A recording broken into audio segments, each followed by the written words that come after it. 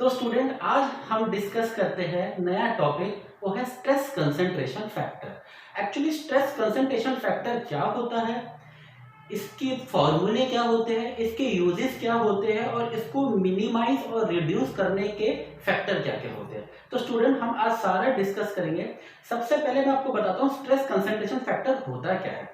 Actually stress concentration factor ये होता है कि सपोज आपके पास एक शीट है और उसके अंदर सेंटर में या कहीं भी उसमें छोटा सा क्रैक इनिशिएट हो जाता है या कोई होल है, तो उसके वजह से क्या होता है आगे जाके उसमें एक फेलियर बढ़ना चालू कर देता है। तो उस चीज के बारे में स्टडी करेंगे कि उस पर अगर स्ट्रेसेस पड़ेगी और वो स्ट्रेस लगने से वो क्रैक आगे जाके फ्रैक्चर में कैसे चेंज होगा, वो सारा हम इसमें पढ़ेंगे। इसके फॉर्मूले पढ़ेंगे और इसको मिनिमाइज करने का वो देखेंगे फैक्टर क्या क्या है। सपोज जैसे कि मैं आपको बताता हूँ, देखो स्टूडेंट मेरे पास एक शीट है, इस शीट पे अभी कोई भी क्रैक नहीं है ना कोई होल है, तो मैं इस डायरेक्शन से फोर्स अप्लाई कर रहा हूं। देखो मैंने फोर्स अप्लाई करी, ये शीट बिल्कुल भी नहीं फटी, ना बिल्कुल भी इसके अंदर कोई क्रैक नहीं आया, ना ये शीट टियर हुई। देखो स्टूडेंट इसका कुछ नहीं हो रहा, क्यों? क्योंकि स्ट्रेस सारी इक्वली डिस्ट्रीब्यूटेड हो रही है। ठीक है, मैं अगर यहां से फोर्स लगा रहा हूं तो जो हमारी स्ट्रेस है, जो स्ट्रेस की ट्रेजेक्टरी है, वो इक्वली डिस्ट्रीब्यूटेड हो रही है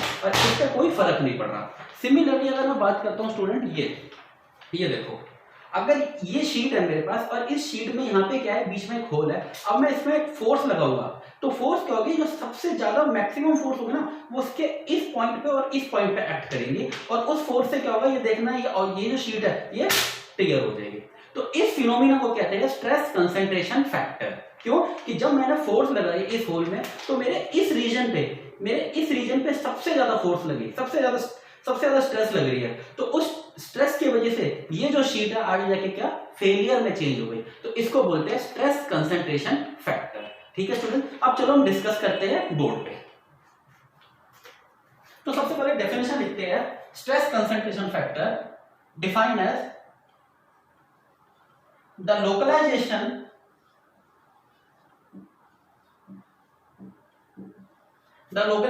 of high stress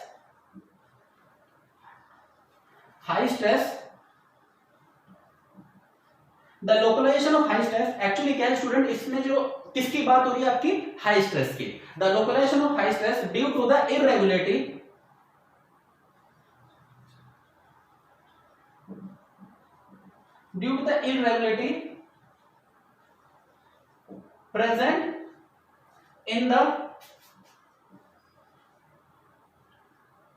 present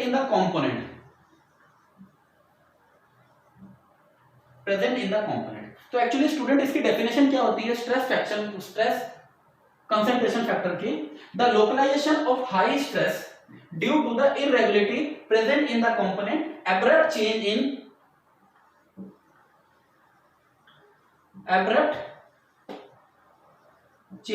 in cross section।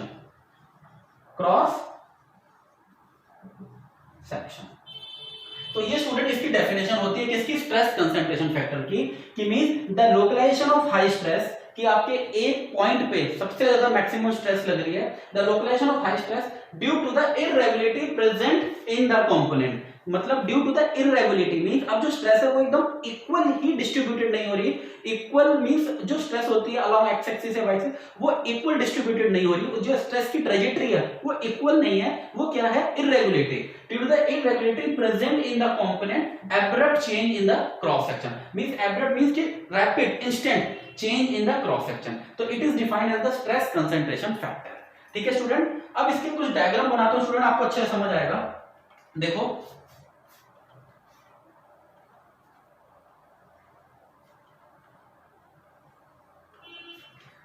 ये आपका हो गया अलोंग एक्स एक्सिस। तो स्टूडेंट इसमें ये है आपका क्या है, ये सारी स्ट्रेसेस है,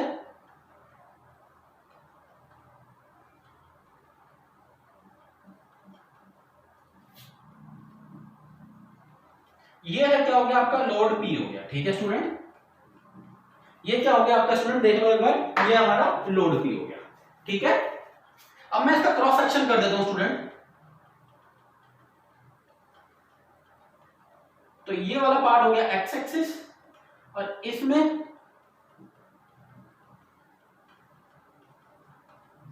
ये स्टूडेंट मेरा हो गया सिग्मा। ये क्या है, ये आपके स्ट्रेसेस है, ठीक है स्टूडेंट। ये क्या हो गया, मेरा सिग्मा हो गया, ये मेरा सिग्मा हो गया। अब मैं बात करता हूं कि मेरा एक शीट में अब होल, देखना स्टूडेंट,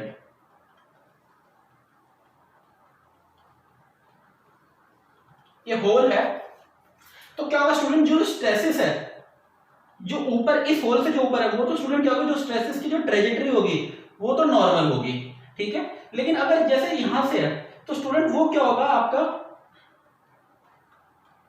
ये जो है ना, ये हल्का ऐसे कर्व होके इस टाइप से निकलेगा,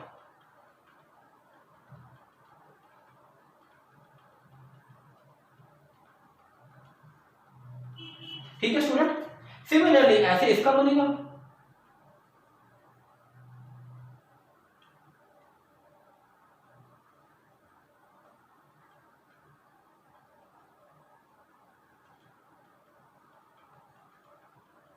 ठीक है स्टूडेंट, ऐसे ये इसका बनेगा।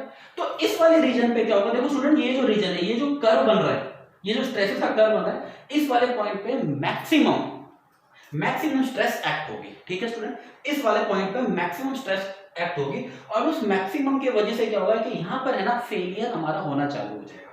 क्यों, इस वाले रीजन पे देखो जो कर्व हो रहा है ना, इस वाले पे मैक्सिमम स्ट्रेस एक्ट होगी, और यहां पे क्या होगा, हमारा फेलियर होना चालू हो जाएगा, ठीक है स्टूडेंट। ये हमारा सपोज एक्स हो गया और ये वाई, एक्स रीजन और वाई रीजन दे रहे हैं, ठीक है स्टूडेंट। तो इस वाले पॉइंट पे क्या होगा, आपका जो एक्स ही ले लो,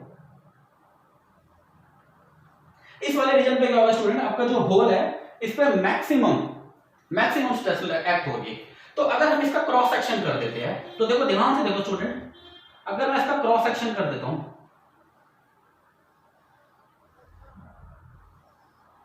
देखो मैंने इसका हाफ कर दिया, क्रॉस सेक्शन कर दिया। तो क्रॉस सेक्शन करने से क्या होगा स्टूडेंट, अब इसका अगर मैं हाफ क्रॉस सेक्शन कर देता हूं, तो इस वाले पॉइंट पे देखो, इस वाले पॉइंट पे स्टूडेंट मेरा मैक्सिमम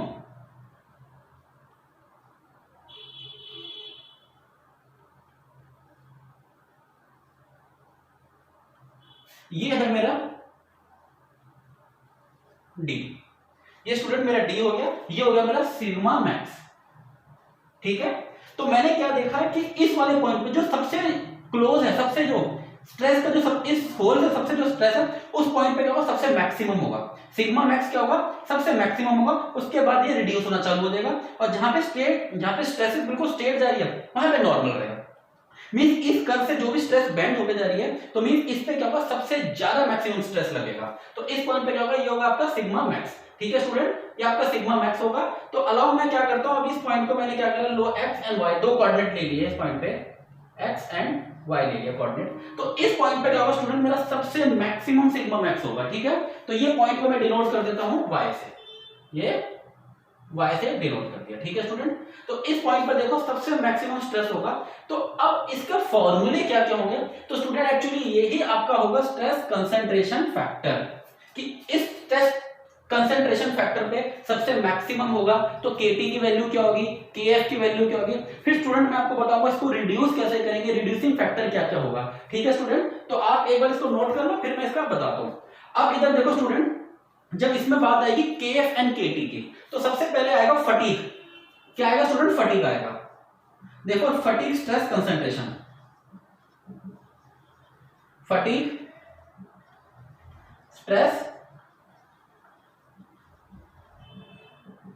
कंसंट्रेशन, और इसको डिनोट करेंगे किससे, Kf से, ठीक है स्टूडेंट। फटीग स्ट्रेस कंसंट्रेशन इसको डिनोट करेंगे Kf से, तो इसका फॉर्मूला क्या होगा, therefore Kf is equal to क्या हो जाएगा, मैक्सिमम स्ट्रेस, देखो स्टूडेंट ध्यान से देखो, maximum stress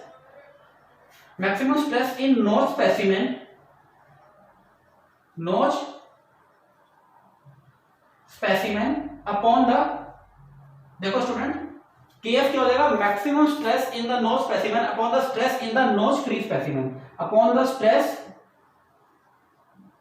in notch free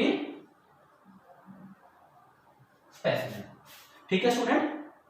तो Kf का फॉर्मूला क्या होगा, नोच फ्री स्पेसिमेन, और इसको आगे क्या लिख सकते हैं स्टूडेंट, और देयरफॉर तो देखो स्टूडेंट, फटीग स्ट्रेस का फॉर्मूला क्या हो गया, Kf equal to maximum stress in the notch specimen upon the stress in the notch free specimen. और इसका एक फॉर्मूला होगा endurance limit of notch free specimen, means देखो endurance free of notch, endurance stress of notch free specimen upon, देखो K F की दूसरी definition क्या होगी, endurance stress of notch free specimen upon क्या हो जाएगा student, endurance stress of specimen, endurance stress of specimen. तो ये स्टूडेंट इसका फॉर्मूला हो जाएगा, किसका, केएफ का, ये फॉर्मूला हो जाएगा केएफ का। अब सिमिलरली मैं आपको बताता हूं केटी क्या होगा। अब स्ट्रेस कंसंट्रेशन, अब स्टूडेंट अब मैं आपको बताता हूं किसका, केटी का फॉर्मूला क्या होगा। तो therefore stress concentration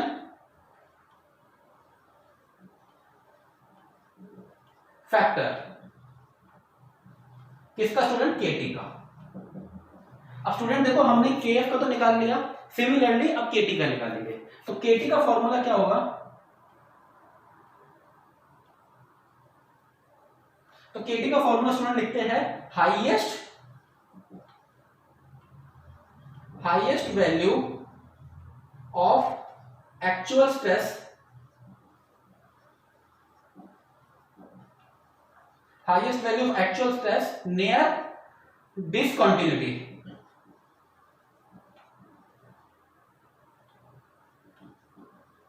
near discontinuity upon nominal stress obtained by for minimum cross section, ठीक है स्टूडेंट, मिनिमम क्रॉस सेक्शन। तो इसका फॉर्मूला क्या हो जाएगा स्टूडेंट, तो देयरफॉर फॉर्मूला यहां लिख रहा हूं मैं, K T equal to sigma max upon में सिग्मा नॉट और टाउ मैक्स अपॉन में टाउ नॉट, ठीक है स्टूडेंट। तो क्या फॉर्मूला हो जाएगा इसका फॉर्मूला मैं यहां लिख देता हूं, इधर भी लिख देता हूं, therefore KT equal to sigma max upon में सिग्मा नॉट और टाउ मैक्स अपॉन में टाउ नॉट, ठीक है स्टूडेंट। तो केटी मेरा हो जाएगा थियोरेटिकल, केटी मेरा थियोरेटिकल हो जाएगा और इसमें क्या होता है, जिसका फॉर्मूला होगा वो होगा सिग्मा मैक्स अपॉन में sigma not comma tau max upon में टाउ नॉट, ठीक है स्टूडेंट। तो ये हमारे फॉर्मूले हो जाएंगे किसके, स्ट्रेस कंसंट्रेशन फैक्टर के, कि इसकी डेफिनेशन क्या होगी, the localisation of high stress due to the irregularity present in the component abrupt change in the cross section. तो स्टूडेंट ये इसके फॉर्मूले हो जाएंगे। तो इसका एक फॉर्मूला मैं यहां भी लिख देता हूं, तो देखो फॉर्मूला क्या हो जाएगा, केटी इज इक्वल टू क्या हो जाएगा, सिग्मा मैक्स अपॉन में sigma naught which is equal to tau max upon में टाउ नॉट, ठीक है स्टूडेंट। तो ये फॉर्मूला इसका हो जाएगा। तो ये आपकी फटीग की वैल्यू होगी, फटीग का फॉर्मूला होगा, फटीग स्ट्रेस होगा, ये आपका स्ट्रेस कंसंट्रेशन फैक्टर होगा। तो फटीग स्ट्रेस किससे डिनोट करते हैं, केएफ से डिनोट करते हैं। ये होता है maximum stress in the notch specimen upon the stress in the notch free specimen, ठीक है स्टूडेंट।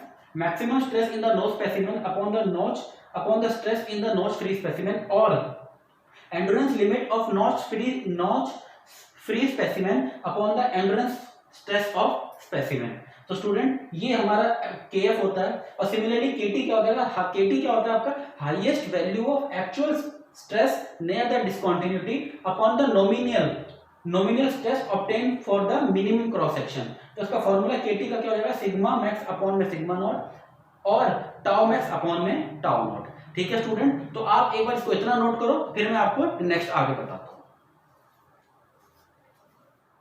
तो स्टूडेंट अब हम क्या करते हैं, स्ट्रेस कंसंट्रेशन फैक्टर के कुछ डिफरेंट डायग्राम बना के देखते हैं, ठीक है स्टूडेंट। तो पहला हो गया आपका इलिप्टिकल होल के लिए, पहला क्या हो गया आपका इलिप्टिकल होल के लिए।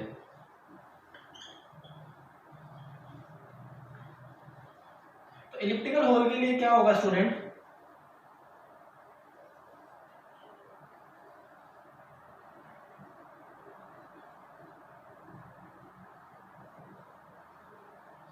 ठीक है स्टूडेंट, इलिप्टिकल होल के लिए हमने क्या लिया, ये हमारा इसका ये 2b हो गया और ये क्या हो गया हमारा 2a हो गया।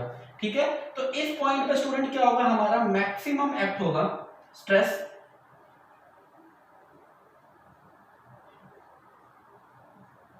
मैक्सिमम स्ट्रेस एक्ट होगा और ये होगा आपका लोड फैक्टर P। ठीक है स्टूडेंट, तो मैक्सिमम स्ट्रेस एक्ट होगा। तो अब हमें क्या करना है, इस पे फॉर्मूला देखना है क्या होगा। तो देयरफॉर इसका क्या होगा KT, therefore KT equal to sigma max upon में sigma naught which is equal to 1 plus 2a upon में b। ठीक है स्टूडेंट, तो फॉर्मूला क्या होगा, KT equal to sigma max upon में sigma naught, sigma max upon में sigma naught which is equal to 1 plus 2a upon में b। तो ये क्या हो जाएगा आपका सर्कुलर, तो सर्कुलर होल, तो सर्कुलर होल पे क्या होगा, therefore a equal to b, तो देयरफॉर KT इक्वल टू 3। तो क्या होगा student, a equal to b हो जाएगा और KT इक्वल टू 3 हो जाएगा। ठीक है, तो ये किसकी कंडीशन हो रही है, ये हो रही है हमारी इलिप्टिकल होल की। अब बात करते हैं दूसरा पैरेलल, दूसरा हो गया आपका पैरेलल टू लोड। अब पैरेलल टू लोड में क्या होगा स्टूडेंट, हमने एक डायग्राम ड्रॉ किया,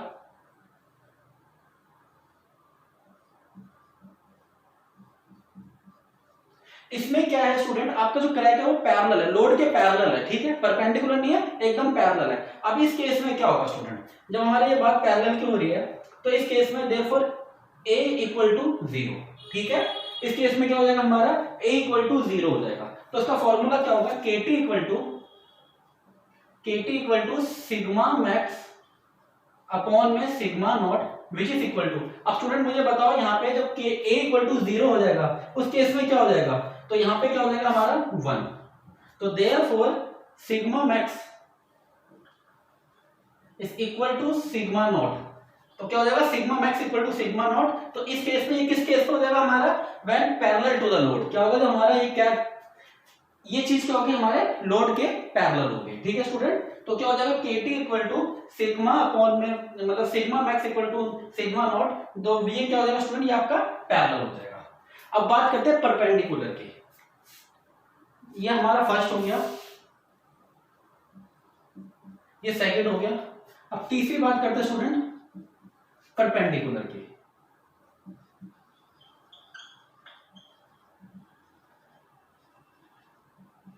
परपेंडिकुलर टू लोड।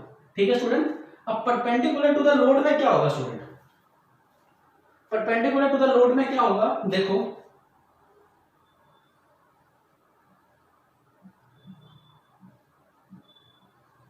अब ये क्या है, इसके परपेंडिकुलर है। तो परपेंडिकुलर के केस में क्या हो जाएगा स्टूडेंट, b इक्वल टू 0 हो जाएगा। तो देयरफॉर KT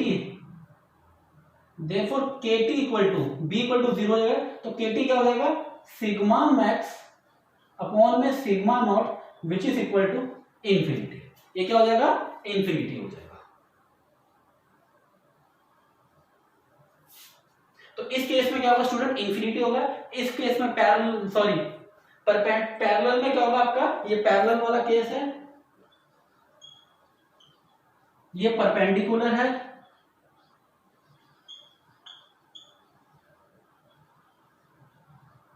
और ये आपका क्या है, सर्कुलर है।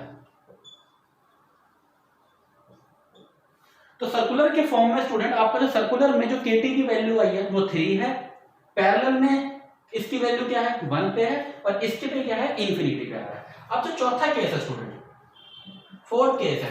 फोर्थ केस क्या है आपका, हम इन्हें क्या कर रहे हैं, क्रॉस सेक्शन कर रहे हैं।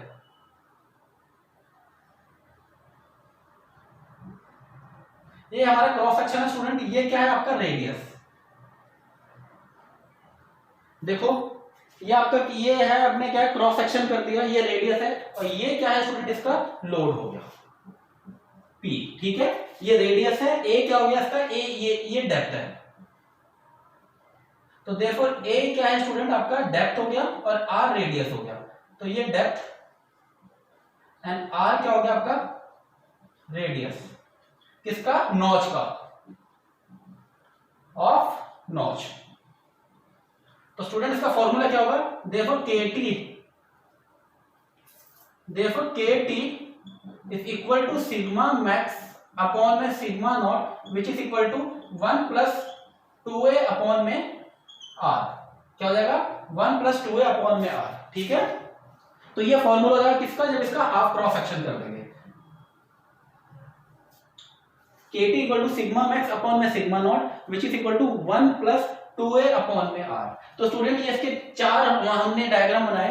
पहला है इलिप्टिकल होल का है, ये देखो इलिप्टिकल होल में जिसमें ये 2a 2b दे रखा है और सिग्मा मैक्स अपॉन में sigma naught which is equal to 1 plus 2a upon में b। ठीक है स्टूडेंट, तो इस केस में क्या हो जाएगा, ये आपका ये सर्कुलर होल हो जाएगा, a इक्वल टू b हो जाएगा, देयरफॉर KT की वैल्यू कितनी आएगी, 3। इसकी बात करेंगे पैरेलल टू द लोड की बात करेंगे तो स्टूडेंट इसमें KT इक्वल टू 1 हो जाएगा। ठीक है, sigma max equal to sigma naught. ये क्या है आपका परपेंडिकुलर है, ये है आपका परपेंडिकुलर। तो परपेंडिकुलर में क्या होगा स्टूडेंट, आपका इंफिनिटी हो जाएगा। और सिमिलरली ये तीसरा हमने क्रॉस सेक्शन किया तो इसमें KT मैक्सिमम क्या हो जाएगा, 1 प्लस 2a अपॉन में r। अब स्टूडेंट इसमें आप एक बार नोट कर लो स्टूडेंट, फिर मैं आपको और आगे बताता हूं कि अब स्ट्रेस फैक्टर को रिड्यूस करने की क्या क्या मेथड है। ठीक है स्टूडेंट, आप एक बार इसको नोट कर लो स्टूडेंट, फिर मैं आपको आगे बताता हूं। तो देयरफॉर क्या होगा स्टूडेंट, फैक्टर इफेक्टिंग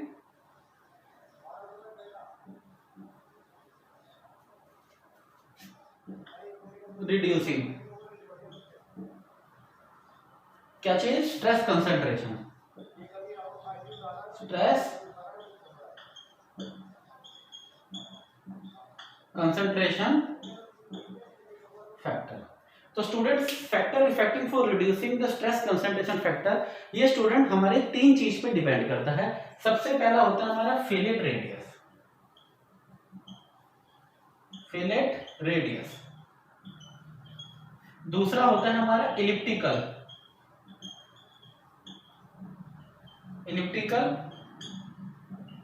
रेडियस। तीसरा होता है ग्रूविंग। तीसरा क्या होता है स्टूडेंट, हमारा ग्रूविंग होता है। अब इसके डिफरेंट डिफरेंट डायग्राम्स है स्टूडेंट, जैसे कि पहला डायग्राम हम ड्रॉ करते हैं। देखो ध्यान से देखो,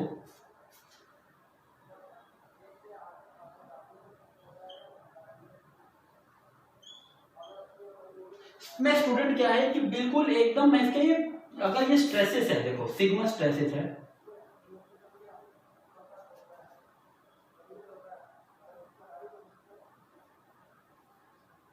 तो स्टूडेंट अगर ये सिग्मा स्ट्रेसेस इससे हल्की सी बैंड हो गई, अगर यहां से निकलेगी तो ये क्या होगा, यहां से एक शार्प टर्न लेगी। ठीक है, तो अगर इसको रिड्यूस करने के लिए, हम रिड्यूस करने के लिए क्या करेंगे, यहां पे रेडियस बना देते हैं।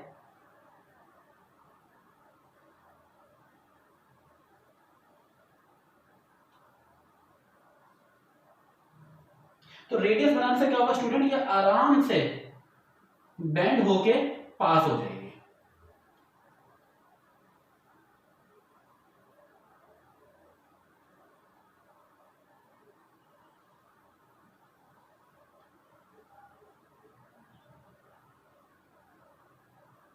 ठीक है स्टूडेंट, आराम से बेंड हो गए। तो इस पार्ट में हमने क्या हुआ है, एक रेडियस बनाया, आर रेडियस। ये वाला पार्ट क्या हो गया स्टूडेंट, हमारा रेडियस।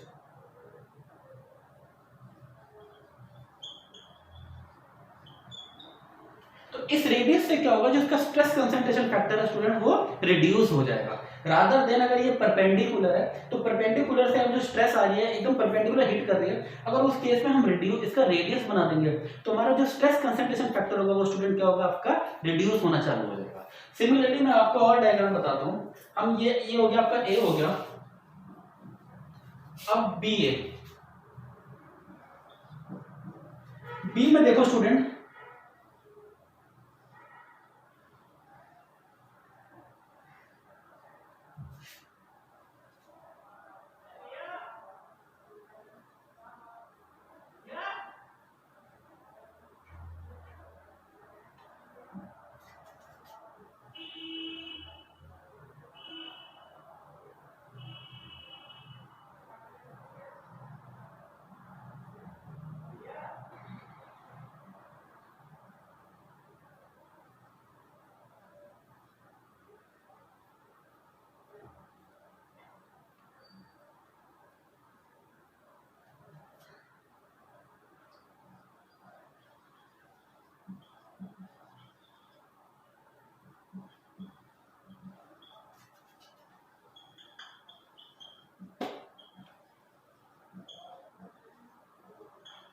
देखो स्टूडेंट, इसमें क्या है, आपका जो नोच का जो एरिया है वो लार्ज एरिया है। तो लार्ज एरिया में क्या हो रहा है कि आपका जो स्ट्रेस आ रही है वो ज्यादा इस पे क्या हो रही है, आपकी बेंड हो रही है। और इसमें क्या हो रहा है, आपका जो स्ट्रेस का जो कंसंट्रेशन है इसके अंदर ज्यादा हो रहा है। लेकिन अगर आप क्या करोगे, इस नॉच के डिफरेंट डिफरेंट स्मॉल एरिया बना दोगे, मींस ये स्मॉल एरिया, ये स्मॉल एरिया और ये स्मॉल एरिया, तो इस पे क्या होगा, ये इजीली फ्लो होके आगे बढ़ जाएगी। तो इस एरिया पे ज्यादा इफेक्टिव करेगी और इस पे जो स्मॉल एरिया है वो कम इफेक्टिव करेगी। ठीक है स्टूडेंट। अब तीसरा बताता हूँ डायग्राम में आपको।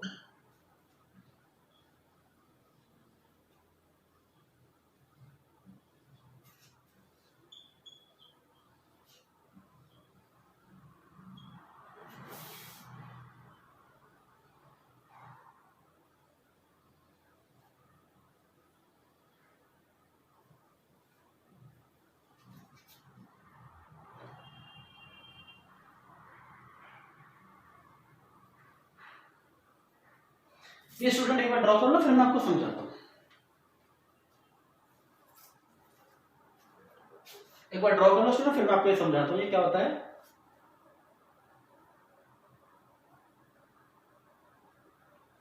देखो स्टूडेंट, इसमें क्या है, इसमें जो इसकी विड्थ है,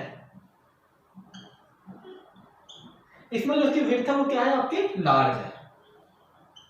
और इसमें जो विड्थ है आपकी वो है स्मॉल। तो therefore it has large width trajectory.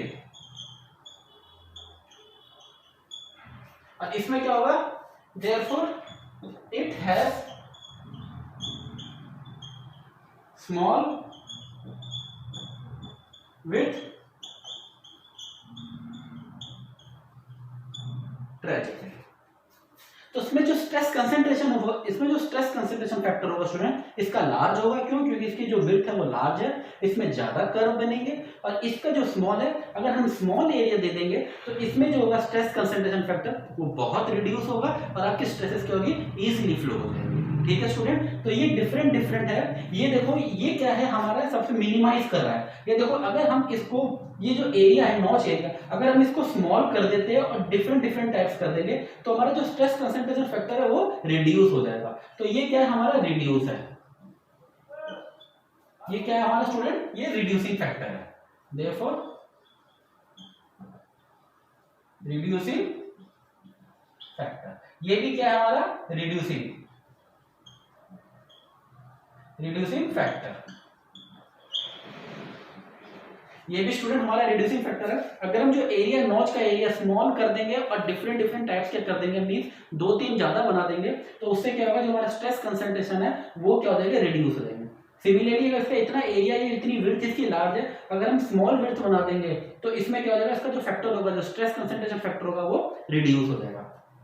Similarly ये जो है, ये परपेंडिकुलर है। अगर हम इस पे क्या करेंगे, यहाँ पे एक रेडियस बना देंगे तो ये रेडियस क्या हो जाएगा आपका, ये क्या होगा, रिड्यूसिंग फैक्टर।